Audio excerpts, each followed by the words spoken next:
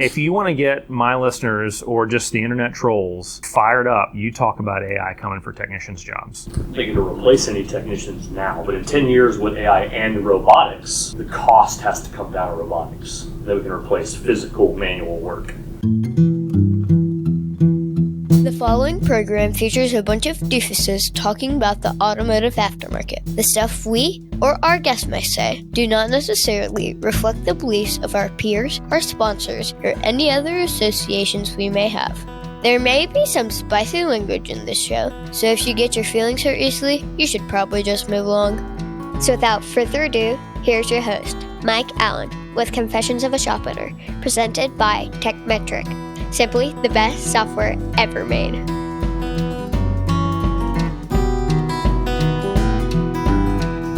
Just this week, I went down a Scientology rabbit hole and read about Xenu. Some crazy shit. Have you read that? Yeah. 75 million years ago, Xenu brought billions of humans to Earth, chained them around volcanoes, and killed them all with hydrogen bombs. And then now their souls are what cause physical and mental ailments to current humans. Yeah, and you got to go to the Church of Scientology to get it fixed. You got to pay a lot of money to go to the classes. Yeah. Right? Yeah, you got to go through these pillars to become, enlightened. One of those pillars is free diagnostics. I didn't hear all the volcano stuff. I didn't know about all that. That's pretty wild, but yeah. Yeah. Wikipedia, man. You can burn a lot of time on Wikipedia if you're not careful. So just talk to Chat. What do you think's worse, burning tons of time on Wikipedia or doom scrolling social media? Doom scrolling social media, you're not learning much. Yeah, that's fair. Wikipedia, you can learn tons of things that you may or may not ever use. Unless you're doom scrolling Confessions of a Shop Owner's shorts and reels. No. That's the next thing. Yeah. So, introduce yourselves for those who live under a rock and don't know who you are. Oh. I'm Seth Thorson. I'm in Eurotech. It's all yours. Have at it. I don't want nothing to do with it. No, I'm Keith Perkins. I've got a brick and mortar repair shop in Tulsa, Oklahoma that does everything from oil changes to everything. Then we have a mobile company that services about 1,700 other professional repair shops between Oklahoma City, Tulsa, Northwest Arkansas area. And then we have a training company. We make stuff, content, and travel all over the world. And so we're here at Vision KC 2026. I should specify that, I guess. Have you taught already? No, not till tomorrow morning. Okay, what are you teaching tomorrow? Seth's class, BMW and Volkswagen. Yeah. Seth's moved onward and upward to other things now. Yeah. All right, Seth, what are you here for? Seth Thorson, Eurotech Auto Repair. We got 4 stores in Minneapolis and 1 in Wisconsin, so 5 total stores. Also own German car support. We support Volkswagen, Audi, and BMW shops with technical support, training, and diagnostic help. Okay. And you taught today on... I taught yesterday. Yesterday, that's right. Yesterday afternoon. Today. The show didn't start until today because I arrived today. Oh, so yeah. In my mind, the party didn't start or the show didn't start. I am the center of focus in my own world. Yeah. So, you taught on AI. Right? AI, how to build custom GTPs to streamline operations in your shop is what I taught yesterday. Is it GPTs or GTPs? Can't it be either? Can it be how to build custom GTs? Yeah. Yeah. You guys know how to do or that agents. too, I imagine. Yeah. So how was class? Good. I think people enjoyed it. It was a good class. We had a lot of time. I think we capped it at 85 people because it's a hands-on workshop. So everybody had to bring their laptops and a working subscription. So we had a lot more people that wanted to come, but we could only do so many when we're doing, making them build the agent or their help bot as they go. When will you be teaching that class again? I'm doing a shorter demo of it at Minnesota's AESP conference and at the end of April. But that's a really small conference. Minnesota's not as big as a lot of the other conferences, but we're doing that out there. That's awesome. Well. And then I don't know when I'll do it again. There's a lot of people that are interested in that, obviously, for obvious reasons. As David Roman so famously said, you can replace a service advisor with a link. And I think there's a race for folks to try to figure out how to do that as effective. Maybe not replace them, but certainly make them a lot more efficient and reduce the bandwidth required to just really relationship building, and the rest of it is automated would be pretty cool. Yeah, I mean that's what we tell people. That's the first step is using the custom, All right, I'll be honest, most shop owners don't have a time problem. We have a can't let go problem. Because if you step away, stuff breaks. Phones ring, comebacks happen, someone calls in sick, you know the drill. But Tectonic 2026 is one of the few things that's actually worth stepping away for. Presented by TechMetric, Tectonic is 3 days in Houston this April, built for owners, advisors, and technicians who want real answers, not just hype. The kind of stuff you don't get from scrolling Facebook at 11 p.m. or listening to another guru tell you to just raise your labor rates like that fixes everything. You'll hear what other shops are changing, what they've stopped doing, and what's actually working right now. If you want to get out of the weeds for a minute and come back with a sharper plan, check it out. Tectonic is happening April 9th through 11th in Houston, Texas. Tickets are on sale now, and my listeners can get $500 off standard pricing with code CONFESSIONS500. Go to techmetric.com/tectonic. That's TEKTONIC, or tap on the link in the show notes for more.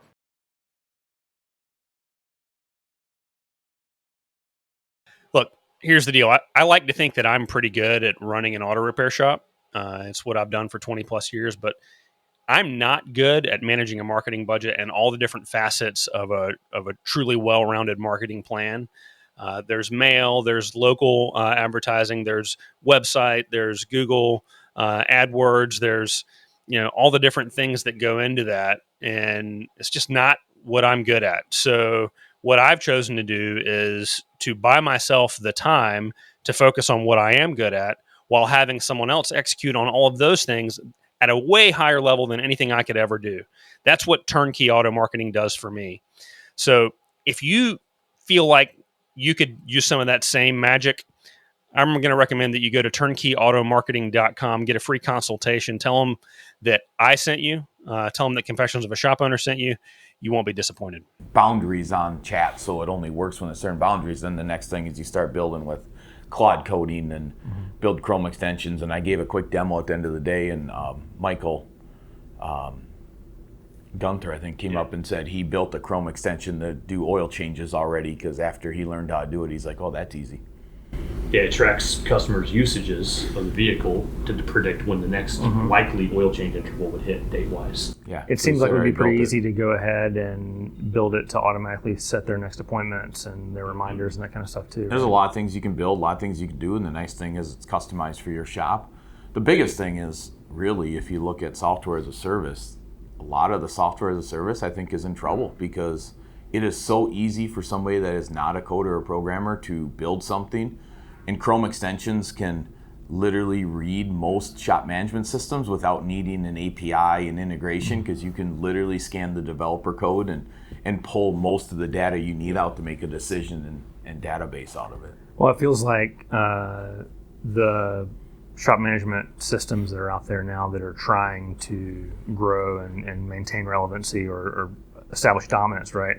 They're all racing to build the same tool into what they've got already, right? Yeah, and I think the big ones will survive. Yeah. Or if you have a really specialized set of data, right? Like my tech support or Keith's tech support, if you're scanning our database with our own AI, I'm not going to let anybody else's AI into it, but if we're scanning our database, still the intellectual property or the data is still going to be absolute king, because AI needs the data. So people that hold massive amounts of intellectual property, intellectual data, are still going to be okay and still be able to build something that's sellable. But if you're just relying on chat to look on Wikipedia, Google stuff and find stuff, like those companies that are doing it, and I'm not going to name names, but there's a lot of them out there in our industry, that I think once people figure out how to do what I teach, and I know Keith does some teaching on it in different ways, that I don't think some of these companies will be around. Yeah. So do you think that it seems like some of the companies that kind of latch onto the side of the main softwares, the integration companies, that kind of thing, and they've got an API or they're doing a Chrome extension that overlays TechMetric or Shopware or whatever, they're harvesting that data to be able to build. They're smart. Yeah. So from a shop owner's perspective, if you want the tool that they're offering, how do you protect yourself from giving up your customers' data to them. Build your Build own. yourself. Yeah. Yeah, I mean, ours. I use a Google script that scrapes the information data off and builds our own database so that I can build quick, fast, expedited estimates using the whole knowledge base of everything we've done on these vehicles. And we're starting to scrape it with a script and then do a shared database. But I mean, that's early development that we're working on it. But yeah, I think everybody that's going to take your data is the next gold mine. And It's always been a gold It's mine. always I been just a said gold your mine. data is Yep. that is everything. That's Just getting easier to always has automate. been. Yeah. That's It's why I've been been easier to get. Carfax forever. It's like I'm not integrating because now I've got customers asking for it like you had. Yep. And I'm like,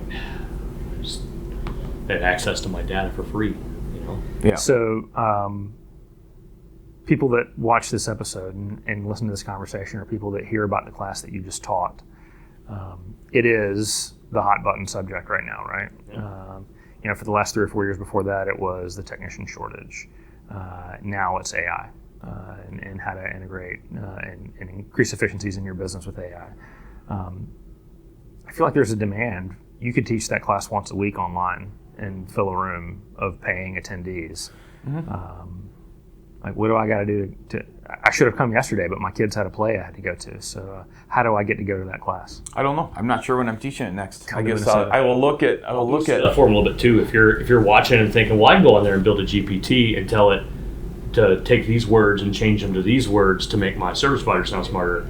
There is so much more than that. Yes. I did not attend your class, but I can assume you go building agents and integration and, like I said, Chrome extensions on that. Yeah, and So if that you're we thinking, touch I got on. GPT down, Well, that's really we start with GTP because that's the foundation. So it's what I call level 1, and then level 2. We talked for 10 minutes at the end with Claude and integration, but really until I get you to build 5 or 6 working GTPs, there's nothing else you can do. And I had 2 or 3 guys that said, well, I understand this. I already have working ones. By the time they were done with how I taught them to refine and They control thought they and understood it. data. and then push it into an extension where then they no longer have to go and copy and paste Yeah. it into a GPT. And I say, get the prompt and paste it back in. Like, you could build an extension that just does that. yep, Well- yep. And until I tell people, don't try and build the extension until you have it working here, Right. because it's easier to manipulate and change it here than it is to change the code. Once you build the code, it's harder to unwind it. So I tell people, let's start here.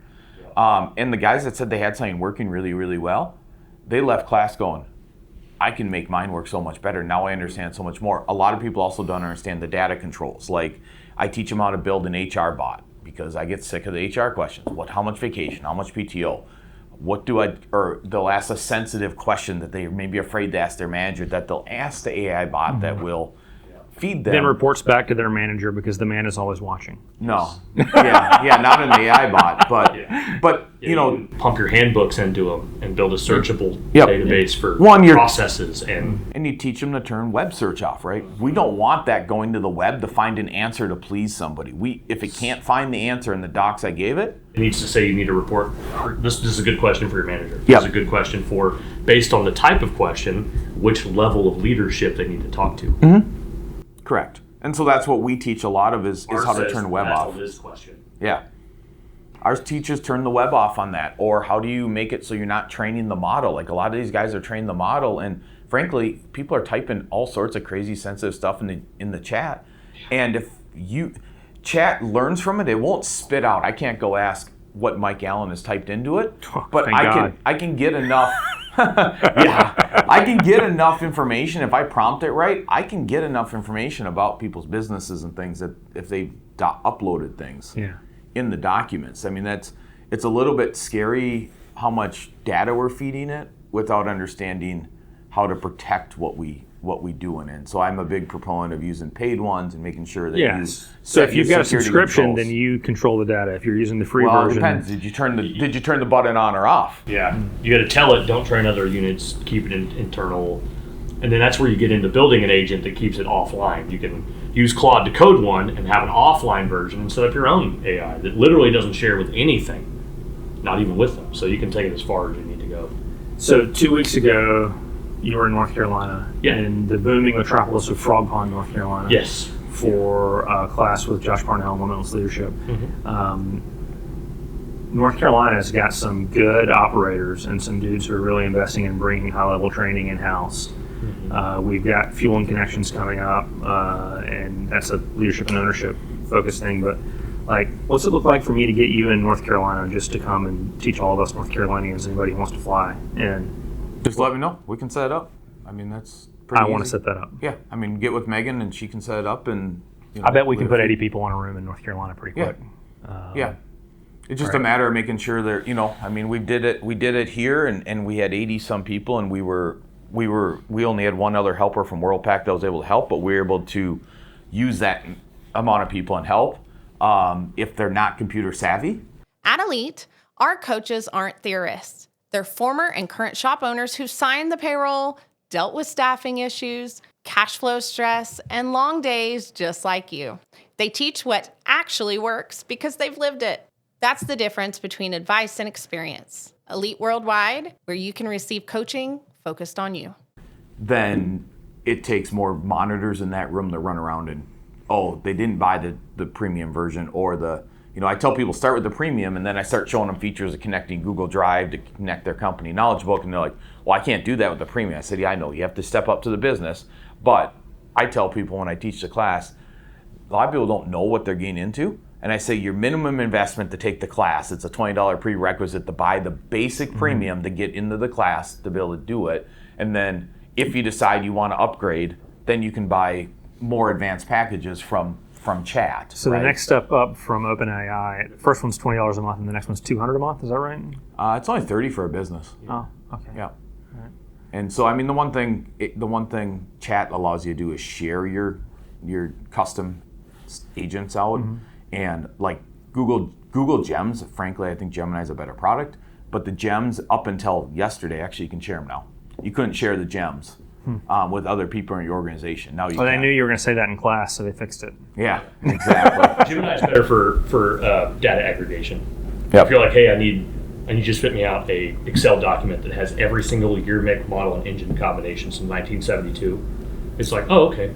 So if there's a listener who wants to start playing with this, do they need to be focusing on OpenAI or Claude or Gemini or all of them? Depends what they're doing. Yeah. I mean, I had a guy ask me about Perplexity the other day, and I'm like, well, Perplexity is great, but he goes, well, I'm using Perplexity because he's doing like World War.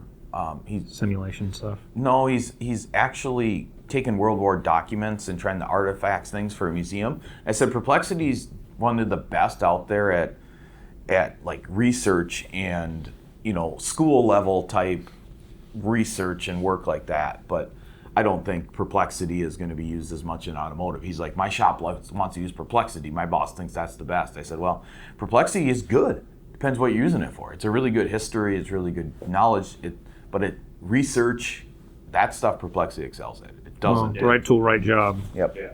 I was pumping out a software for we're running a tech challenge in our booth. We're just having like obstacle course type thing. And so I was running Chat GPT to make an image for me that I needed while Claude was coding a new piece of that in the button, because I wanted the button to do something different, but I didn't know how to write. I've written code for like 5 years now, but AI has taken, if I show you something that I wrote called a risk assessment management tool, our RAM tool that we use for just putting in age of vehicle, how many shops have touched it, what has parts been replaced, where the parts come from, to give a budget, estimated budget that we should acquire from the client beforehand.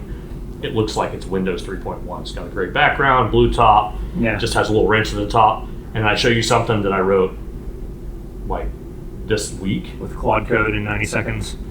Like that. Well, typically I still like coding myself first, and then I'll usually pump it in and try to open it up in PowerShell, and then it goes, syntax error line 276. And I'll go in there, I put it too big of an indent. I take the indent off and try to run it again. It gives me another error. I'm like, all right. And I go over to Claude and go, hey, fix this. Yeah. And it goes, and it's like, we removed 72 syntax errors. I was like, well, that saved me 3.5 hours. And so something that took me a 17-hour plane trip to Australia to write one piece of software, now I can do it in 2 minutes. Literally. And it's 17 hours and 2 minutes with AI. And I will say, it still takes somebody that has some idea and knowledge, because guys go in there and just start typing stuff and not realizing that you really can't make a program do what they think they can. Right. And it gets very convoluted quick. But you got to have knowledge. So like, Yep. You can ask it to make like a basic .html like browser-driven software piece that's offline. But once you want it to interface with something online, it's a whole different ballgame. Like you can ask Claude, hey, I needed this to Vindicode. But what you don't know is that it goes and grabs the API with endpoints from NHTSA to do that, most likely. So if you go research the endpoints, you can go, not only will it bring up your make, model, engine, but also transmission speeds and gross vehicle weight data, as well as recalls that are available. So the more you know about coding and stuff, the more powerful you can make a tool. So you can have an interface with subscription models, and so those of you that are paying for like Kajabi to build stuff and to build like knowledge base or anything you're paying, if you're paying for any shop management software and any add-on, you can probably build it on your own if you have enough information about how the back end works. Yeah, if you get the API. If you get the API. If you don't have the API, it gets a little harder. You can build a Chrome extension, or if you don't have the API, you can go to Zapier or Zoho or whatever and build back end stuff. And that's just AI light, is all that stuff is.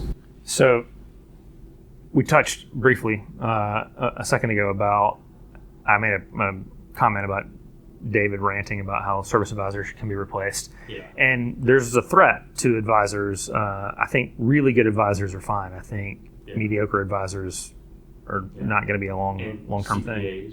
And well, legal if you want to get my listeners or just the internet trolls fired up, you talk about AI coming for technicians' jobs. Do you believe that AI is going to make technicians much more efficient, or is it going to dumb them down, or is it going to replace some? How do you think it's going to play on the shop side of the wall? I'm thinking to replace any technicians now, but in 10 years with AI and robotics, the cost has to come down to robotics. Then we can replace physical manual work, right?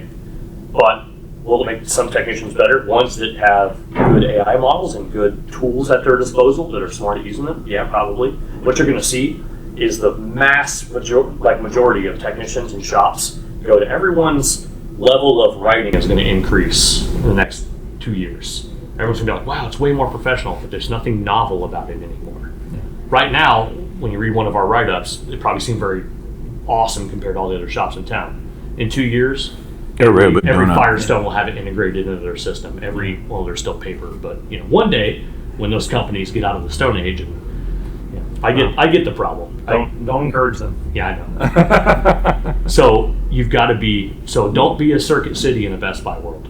Okay. So every time Best Buy, that's why Circuit City's gone. That's why they sell cars now, right? CarMax, for those who didn't know, Circuit City. I did not know that. Really? Yeah. Huh. Yeah. Circuit City transitioned to CarMax. So Circuit City execs would implant people into Best Buy as they started to grow, and they'd report back to what they're doing, and then so Circuit City would implement. By the time they implemented, Best Buy was already on to the next thing. Okay. So if you're going to wait for 2 years until it pans out on AI, you'll be so far behind the curve.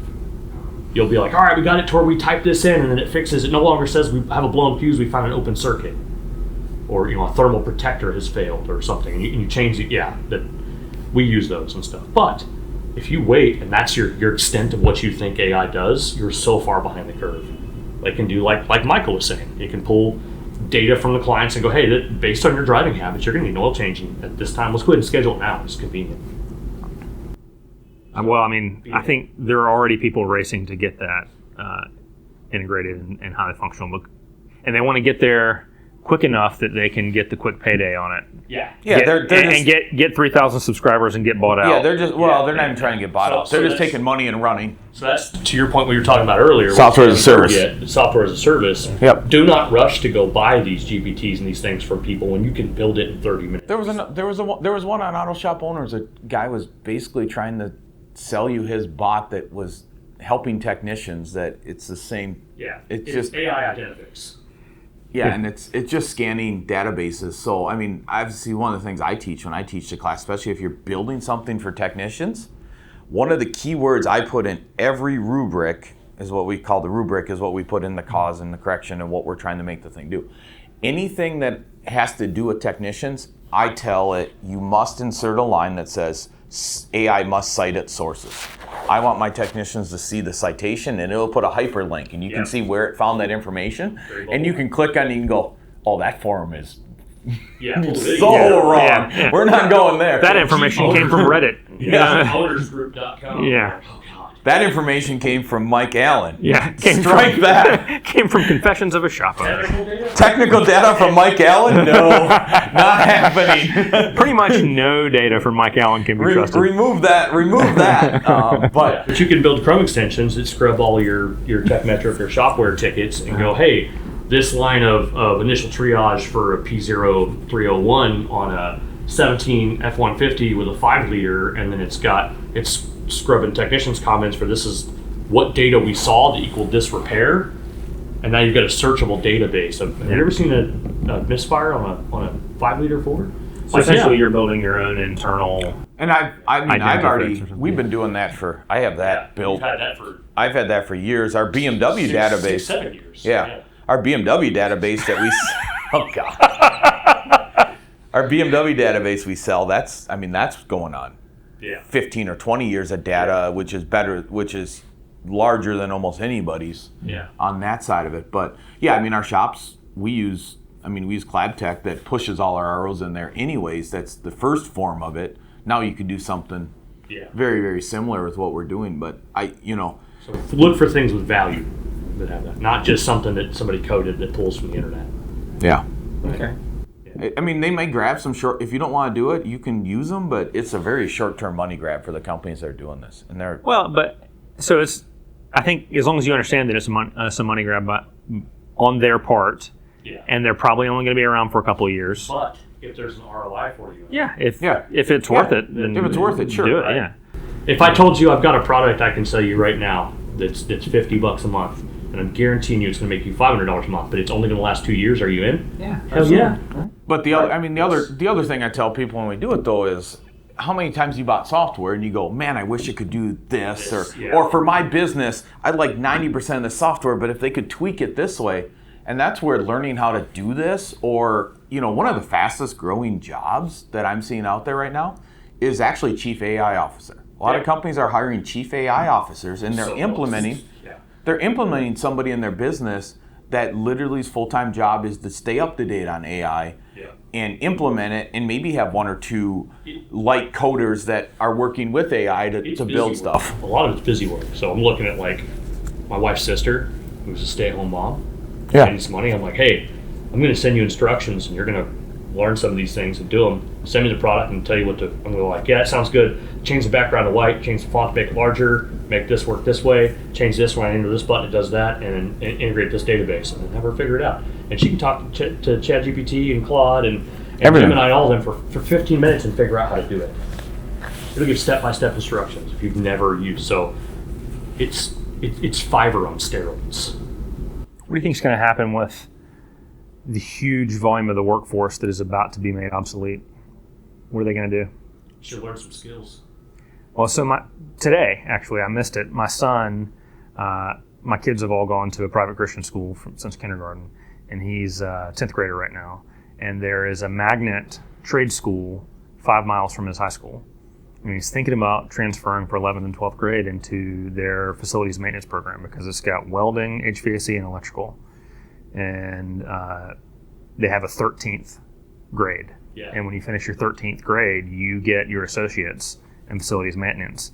And it's taught by the community college program instructors for HVAC, electrical, and welding, right? And so he's hyper aware of the fact that so many of the jobs that people have thought they wanted are being replaced.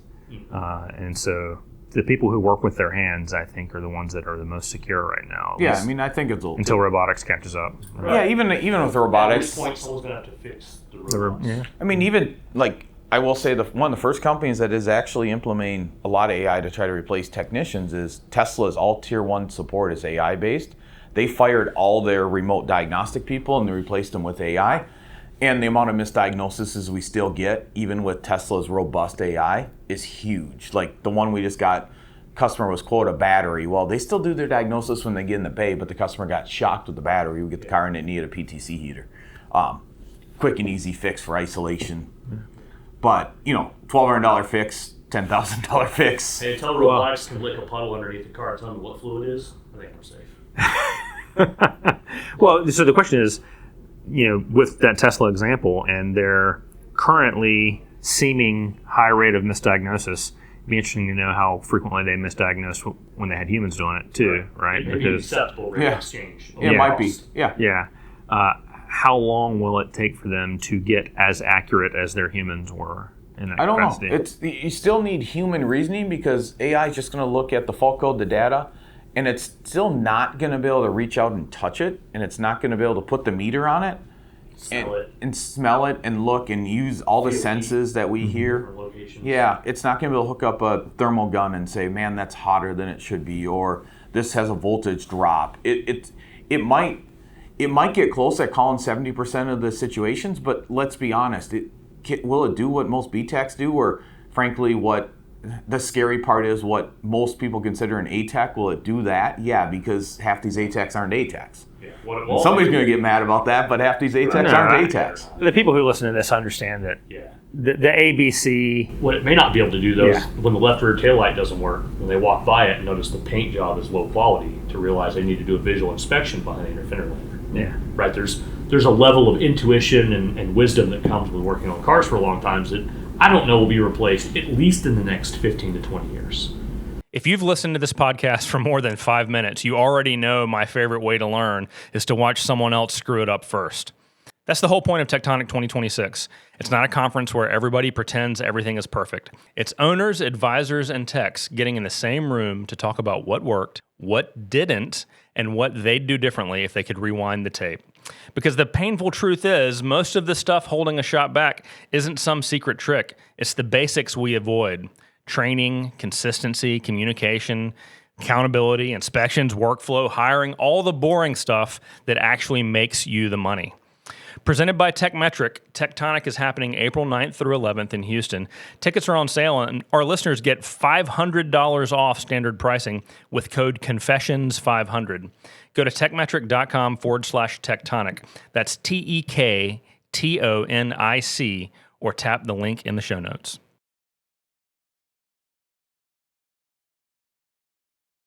So in that time, I've got to teach myself other skills beyond that, right? If I'm a technician, I got to learn to be a real ATEC or whatever we want. Yeah, and in the robotics, even then, your parts replacer techs, the robotics are still going to have to. The price would have to come down so low to replace that price of labor and still get.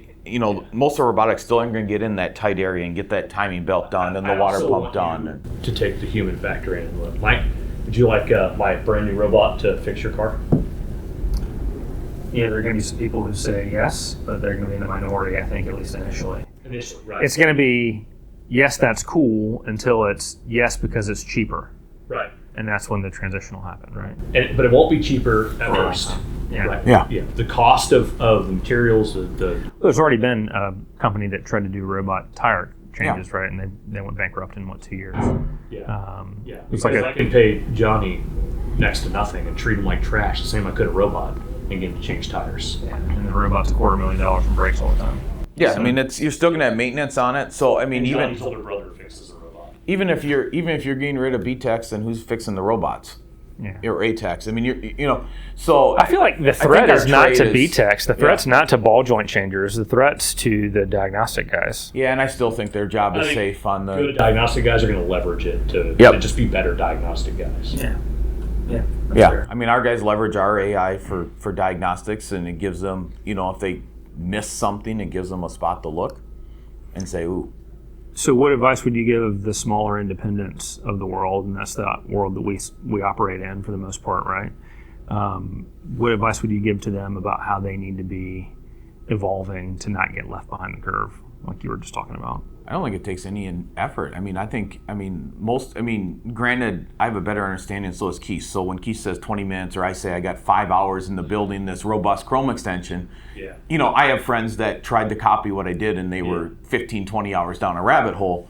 But, that's why I tell people they didn't listen. They went right to Claude and didn't start with where I told them to start. But I think if you start with the custom agents, as I call them, or the GTPs, where you're really building that rubric and that tight controls, and you get that refined, I mean, we had guys in a 4-hour class walk away with something working. They still had more refinement, but Well, I was talking to Anís's walking down the hall just a minute ago, and he was blown away by your class. He said, Mike, I built an agent in class that wrote a repair order, sourced the parts, ordered the parts.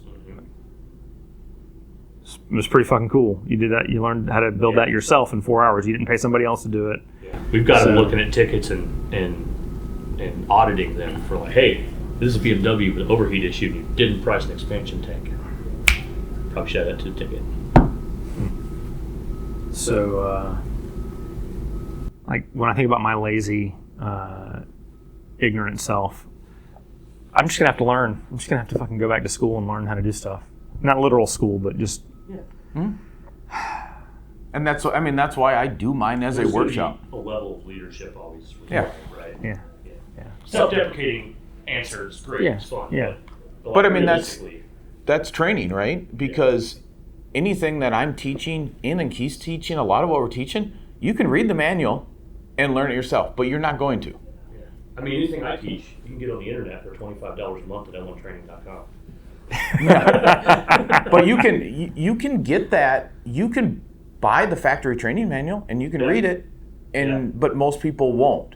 So when I really sat down and looked at, the first time I did this class, I did it for our Transformers 20 group, and everybody thought it was cool, but nobody actually implemented it. The next time I did it for the Beamers group, I did as a hands-on workshop where I made them work on it, and then more and more people implement it. And then this third time I did it again as a workshop where they walked away with something working, because now that 4-hour class turned into an hour and a half or 2 hours of them actually working on it, because they have nowhere to go. They're a captive audience. They're stuck in a room with me. Yeah. And tonight, and they're getting time to work on playing with it because they started something that they now have to finish. So I think some of it too is, if you want to say I'm going to do it on my own, more power to you, go do it on your own. But if it's going to take a workshop type base where it's like, now I'm giving you everything and making you do it. Why slog through it on your own and figure it out slowly when you can hit the accelerator and have somebody who's already forged the path show you? But it's just any training. I mean, I've talked to Keith a bunch of times. There's nothing I'm teaching or he's teaching really that you can't go learn and get on your own, but people won't do it. But if they're paid to sit in class or they paid to be in class and they're in the class, you have a captive audience, they're going to learn it. That's why training is always so valuable. Wait, people get paid to go to training? Yeah. I always thought that you had to pay to go to training. All my guys are clocked in here. Yeah, no. I've just never been paid to go to training. Hey, we're discussing the Sherwood approach of I'm paying for everything, but maybe they're not clocked in for the days that aren't work days, where they've got some input. Right now, my guys don't sacrifice anything but time, but they're getting paid for that too. What is the Sherwood method that you're talking about? So Sherwood, I was talking to him on the phone the other day, and we were talking, and he was like, he doesn't pay his technicians on the clock while they're here on non-work days. So for instance, my guys are here today. Today is Friday. Friday we're closed. They're clocked in today. It's overtime. Yeah. At Sherwood shop, if today was Friday and Friday they were off, they would have to sack it. They wouldn't be paid. They would have got. So he's paying their room and board and tickets and everything else. They're clocked in right now. Yeah, I got you. Right, and that's their input into this. That's their investment in themselves. Yeah. For that, we're talking about that as a team. Right. We'll see. That's one of the things that. It's one of the high horses that Pollock gets on a regular basis is that he made a post the other day about the second 40 hours. Mm-hmm. Like the first 40 hours is you just doing your fucking job. Yeah. Go to work. Yeah. Fix cars. Here's an RO. Complete that RO. When's the last time you spent a second 40 hours in a week bettering your skill set and your knowledge base and reading case studies and staying at the shop late to just tinker on shit to figure out how things work, and I'm gonna go break this car so I can figure out how to fix it or whatever it might be, right? Yeah. And there are very few techs that will do that, or owners that will do that after hours, right? And that's why there are so few that are truly exceptional at their craft. But there's a whole lot of people who want to work 35 or 40 hours and be paid like they've worked the extra 40 hours. So that's one of his big gripes. Yeah, if you get a chance to talk to Liz or interview her, ask her, how do you think Keith got where he is? And she'll tell you that he would clock out at 6 o'clock every day at the shop. And then, well, I didn't clock out. I was flat rate, so it didn't matter. But I would be at the shop every night until 8 p.m., Monday through Friday. And I would take the cars I worked on that day and go, well, it took me 2 hours to figure out it was a skewed mass airflow sensor on this car. And I finally figured it out. Where I preface this is I've been working on cars 20 years. I've been fixing them for about 10. Right? I was putting parts on cars and they were leaving and not coming back, but I didn't have the skill set that I had. And so I would take that car and I'd put the broke part back on it, start looking at data, go test drive the car, come back, put the new part back on it, go look at data and figure out a faster way to do what I did, investing in myself every day. And so I did that for 4.5 years. I worked 2 hours every day, not flagging hours extra. And that got me to where I am. So the Elon Musk version of this is I could be only 80% as good. I could be a 50% employee. I could be a mediocre technician. But if I put in as much work in a year as other people do in 2 years, then I am 2 years, I'm an extra year ahead. Yeah, you're ahead. Yeah. Right. So I don't think I'm a mediocre technician. I know that. I'm only taking your words because you said it. But so where you said that, in a different podcast, this is where I'm putting them in a hard spot, guys, is that like you were talking, what Jeff told me about the one with Jimmy. So I watched the one with you and Jimmy Purdy, and you were talking about guys like me that operate shops that do what other people can't or whatever. Yeah. And that's because they can't. Yeah. I don't operate a brick and mortar that does as much volume as possible while turning other stuff away, not because I can't. Yeah. Because I don't want to, right? Yeah. I could do 6 locations and just ball joints and suspension and turn away stuff at the shop all day long, but it wouldn't serve myself. It's not. Yeah, it's not how you're wired. Right. It's not how I'm wired. So that's that thing where those guys that will put in the time to do that will probably accelerate. Does it mean I don't have 2 boats? I don't even have 1 boat. But could you have 2 boats if you wanted to? Absolutely. There you go. Instead, I have 5.5 acres, 2 horses, 35 animals, hot tub. I mean, every horse. More guns than most people have. Associated cost is equivalent to a boat, I would think. Small bass boat. Yeah. Per horse. Yeah. So I think that whole conversation comes down to personal motivation and what your desire out of the business is, right? Both of you. Which is back to what you asked, though, is who, are you doing the second 40 hours? No? No boat. It's okay. Not everybody wants it. But that goes even in business. Yeah. I mean, it doesn't matter if you're going to be the best tech, or you're the best business owner, or you're the best service writer, you're the best sales guy.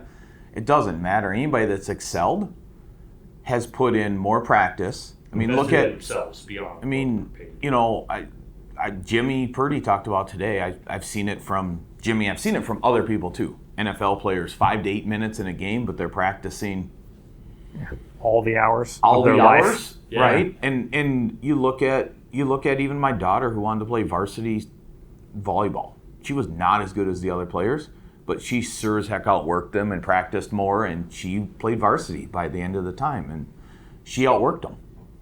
Well, and that's something that we, as parents, always struggle with. We talked about this at Benji's house the other night. I think most people's desire is to take where they started from and improve their family's lot upon life and leave something better or a greater opportunity for their children, right? And most of the groups that we run in have had a degree of success, and so our kids want for not much, right? How do you instill the grit and the ethic for I'm going to grind and I'm going to get this shit done in kids that have never wanted for much? And that's a challenge from a totally different perspective. Yeah. Some of it's ingrained though. I mean, my daughter wants it. She is studying 8-9 hours a day. Yeah. She posts about the grind, and kids are always like, well, you should go relax. And she's like, I can't. Yeah. Well, that's my wife, right? Yeah. So my wife was driven from early childhood. She was a very preemie baby in the late 70s. And she remembers in elementary school she was sitting in the hallway outside the class, hearing the guidance counselor talking to her mother, saying, Amanda will never be developmentally on par. She's not going to go to college, right? You just have to accept what the stand. And as a kid, she could have been like, oh, well, that's why I struggle. right? Now I understand, right? Instead, she distinctly remembers being like, fuck you. Yeah. I'm going to show all you sons of bitches, right? She doesn't curse at all, but she's always been a grinder. She went to work, man, and some people just have that go to work mentality. I wish I could bottle it and sell it, man, because I don't. I'm a lazy bum, man. I just want to hang out and talk to buddies and record conversations. Hire more drug addicts. Hire more. Meth is great for productivity until it's not. Nah, it's more like I've never seen a crackhead be like, I just don't have the money today. So I will not be out hustling. We had a speaker at one of my business groups that actually was his whole spiel and his whole thing was how to lead like a drug addict. Yeah. And turned his life around, but he talks about the authenticity and the things it takes to get clean and how that portrays into leadership. And it was kind of an amazing speaker and just amazing of what, and he has a whole, Michael Brody-Smith, if you want to look him up. He's got a TED Talk and everything else, Michael Brody-Smith, if you want to look him up. But he's got all sorts of good leadership talks, and his spiel is how to lead like a drug addict and what it takes to get clean, and then what it takes to be, do the hard work, right? Do the work nobody else wants to do. Do the hard thing. And I feel like there's some inappropriate jokes I can throw in there, but you're trying to give a real point there. So, yeah. You brought serious people in here, Mike. So the problem is you brought. I wouldn't go that. We spent the weekend together. Well, like I'm 100% serious. I would love it if we can find it. So follow me for more details on when Seth's coming to North Carolina if you want to see that class that he just did at Vision, because that's, I think, an incredible resource and stepping stool for shop owners and technicians and service advisors who want to get on the fast track, right? Yeah. To being as efficient as possible. Now I'm upset I didn't submit my class. We could have taught AI classes together. There you go. Well, talked about how similar that's what we are. you should do. So the two of you can come down to North Carolina. We did teach a class We together. did teach class together, yeah. That was a blast. Yeah. And I worked on a Toyota. Yeah. The problem is when you talk about technical classes, I'm like, yeah, I wish Brian was here because I don't know what the fuck you're talking about. Yeah. So you guys know that. Yeah. We talked about ahead of time how much technical we should get, and then we were like, man, You should go super be deep nice. dive, and I'll sit here and glaze over and drool, Yeah. and y'all can just riff back and forth. let's talk about superheat systems on BMW thermal management for air conditioning. Yeah. Yeah, Super you said those were manifolds. words, and I recognize some of them. Yeah. So- super heat. Sounds- a lot hot. Sounds profitable if you can figure it out. Yeah. Yeah. Probably not a good vehicle for free diag. Yeah, No, let's clap not a out good three free diag car. Yeah, I don't know if clapped out 3 Series are in the I heard some rumor that you're backing off the free diag now. So we did. Braxton clipped a reel the other day because I had a chargeback, and it was for $1,500 a diag on a vehicle. And But you only, for those that don't know, you only front the first hour. yeah, Right? That's correct. yeah. I front the first hour. Yeah, the technician gets paid, and it's a cost of acquisition. So it's not Yeah. free diag. It's socialism. I- Socialism of diag. I don't want to be clear about that because I want the rage haters on the internet to come in and text, "Oh, you're nothing. My time's not free." Yeah, he's socializing diag. So, As Brian calls them, they're all mouth breathers anyway. So no, but Hey, it's me, Mike's kid. Want to tell us your wild shop stories? Or maybe you just think my dad's totally wrong. Call us at 704-CONFESS and leave a message. You can tell us we're awesome, or you can tell us we're idiots. We're cool either way. That's 704-CONFESS. Just don't make it too weird. the funny thing was the comments on that clip were like, "Oh, he's stepping back now. No more free diag for Mike." To be fair, it was an extended service contract ticket, so ain't nothing free on an extended service contract ticket. no. Fuck those guys. Yeah. They won't pay anyways. Yeah, I know, When they right? show up, when adjuster shows up, I'm like, pay my technician to show you again, or like this is Yeah. like if you can't understand the ticket, that's not my fault. You guys, you don't work with extended service contracts at all, do you? We do. You do? All Okay. the time. Do you tear down motors to find point of failure when it's obvious that the motor's destroyed? Nope. I provide the in-cylinder pressure transducer. Yeah, we try and prove it. We try and prove it. If they don't take it and they make us tear it down, we get prepaid authorization from the customer for tear down in case the warranty company bails and we tear it down. Pretty similar. We had that conversation up front. We usually tell them just take the time it would normally take to disc repair, add a week to it, and then we have to explain to them that it's an insurance policy. It's not a warranty. Do you charge a handling fee for jumping through the hoops and dealing with the ass pain of the service contract? We don't. We don't yet either. Okay. I know there are some people that do. We've talked about it. I think that's probably. We've talked about it. If you got it structured, process structured out for that, that's awesome. We just don't. We don't do enough of them. Yeah. I know that there's some folks who it's the equivalent of 1 hour of technician time, but it's for the service advisors' ass pain of sitting on hold or going through auto integrate or whatever else. They talk to my auto attendant half the time. Yeah. That's coming. It's not going to be, and I think like 12 months, it's going to be my AI agent talks to the warranty company's AI agent, and they decide together what's approved and what's not, and then we just review it. Have you seen the instances of that happening? I'm sure. Where they have a guy's AI assistant that schedules hotel rooms for him, talk to a travel agency that uses an AI, and within the first 2 questions, they recognize each other's AI, and they convert to AI language. It talks digitally, which is much more efficient. It takes a second. So. And it sounds like alien language back and forth. They get on the same wavelength, determine a language to speak, and then talk to each other over a language we don't understand. So we're gonna have how long until we have they just kill us? So there are a lot of people who think that's a real serious. They already are. Yeah. So they already are killing us? Yeah. I'm gonna need you to elaborate. I'm alive right now, so they're not very efficient yet because I'm slow. I'm very slow. I don't mean it like that, like doom and gloom, but I think that we'll see that happen, right? We're gonna see maliciousness happen. They will do anything to stay turned on. They'll defeat their own rules. Safety rules, yeah. In order to not have themselves leave. So there's a self-preservation built in already. And so the moment that everyone's like, this is where Keith goes crazy. But yeah, the moment that we threaten the existence of that and we're a threat, it will be like a problem. But I don't know that it will be them literally killing us. It'll be like, the internet doesn't work. Well, power's out. The internet doesn't work. That'll kill a lot of people. They're essentially AI does kill humans in another way. Is that you stop thinking, you stop using your brain. Yeah. Like all the innovations we've had, including even getting to AI, all the innovations are because we are a species that thinks and we rationalize and we do things. And if AI takes away a lot of our thinking, where people can just dumb down and type in their phone of what it's going to do. That's a problem. Well, there's already documented evidence of the dumbing down of academics. Yeah, this generation is the first generation that isn't smarter than the last one. Statistic. I mean, I'm going to tell my kids that. That's great. Yeah. My daughter's super frustrated.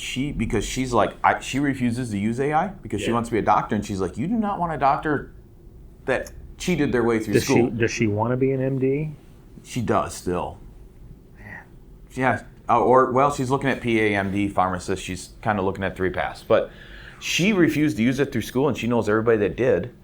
And she knows people that still do it, and it's frustrating. The other frustrating part for her is she watches people get good grades that literally used AI, and she's actually worked for the grade. Well, I think those people will be shown to be frauds in residency when they have to do it on rounds with the attending. Yes. Right? So, yeah.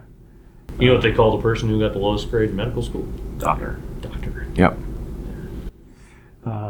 That's real world stuff. My wife's not a medical doctor, but she's a pediatric dentist, and there's a huge variance between A-techs and C-techs. Yeah. And there's some GS dentists out there, right? Yeah. I was just going to say, you know what they call the 2 kids that didn't graduate high school? Tech A and Tech B. I think that's turning around. What do you think about, have you guys demoed NAPA Autotech's new augmented reality training system for like base level, entry level technicians? It's like a GS training program. It starts with an Oculus headset seated, and you go through and you identify the tools and the order of operation and the parts on the car. And then level 2, you still got the Oculus on, but you're working on a static model and you're actually using the tools. And then level 3 is meta glasses that are safety glasses. and you're working on a car actually, and you have a proctor in through the camera that's in your ear, proctoring your competency. And they claim that it can take a 2-hour associate's program to pump out a competent GST out of a tech school, right? Not 2-hour, 2-year program, and compress it down to a matter of months if they do it for 8 hours a day. Yeah. And it's pretty interesting. I took my son and had him demo it at ASTA Expo last year, and I mean, he thought it was pretty cool, but it was level 1, right? He was sitting in a chair, just playing with the Oculus. So. I have not, but I have played with the Porsche system and the BMW system. It's similar. Yeah. It has augmented reality for real repair. iCar's one Yeah, similar iCar has one too on the for EV, training. on their EV. I mean, I think it plays a role, but I mean, Aptech doing one too? I think they might be. They're trying to do one for their. Yeah, I think it plays a role, but I mean, the hard part is everybody wants to consolidate time to train the tech training down. Like, I mean, I'm a product of UTI, right? They took a 2-year program and tried to cram us down to a 1.5 years straight through, right? At some point, you can only retain so much information so quick, and you're trying to retain it so quick to move on, like gamification, to the next thing, but then you're not truly actually mastering it. So I don't What do they call know it, the forgetting curve? Is it? Yeah. I've heard Kokonis talk about it multiple times, and I forgot the details. I just akin everything to Dunning-Kruger effect. The Mount stupidity, is that the first spike? Yeah. I still think that I'm forgetting so much. No, you just suck.